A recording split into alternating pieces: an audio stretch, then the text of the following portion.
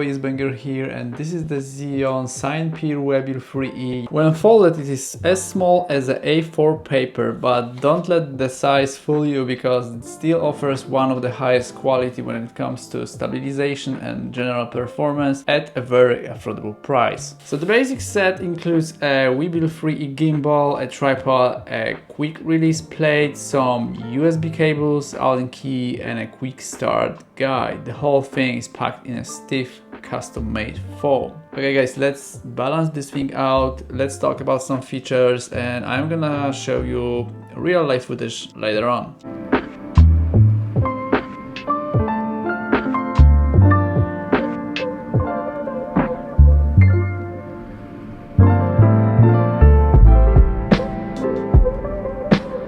By default, each axis has its own lock. I always start with the tilt axis, then roll axis and pan axis at the end.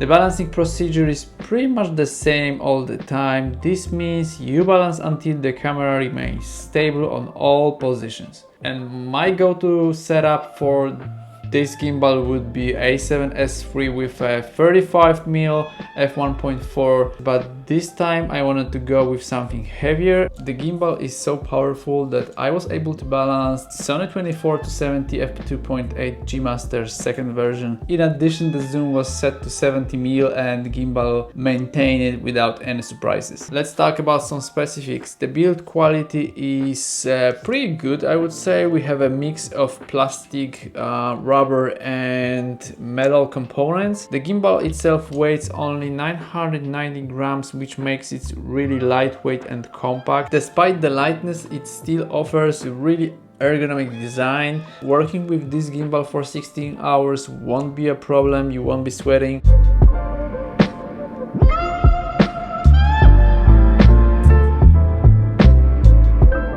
Besides the two custom buttons that are in the back of the gimbal, you also have record button that kind of connects to your camera with a Bluetooth. You have the joystick, you have the manual button that's gonna change the way you record your footage, and it's gonna change how the gimbal behaves. On the sides you have a power button, the menu button and the scroller. If you like to or need to switch to vertical mode, it is really easy to do this with only one plate. Unlock it, change it to vertical and again lock it. Quick tip here guys is that if you have a lightweight lens you don't have to rebalance the whole thing, but if you use something heavier I would recommend to rebalance the roll axis just for the sake of any crazy shots you might wanna do with a heavier lens.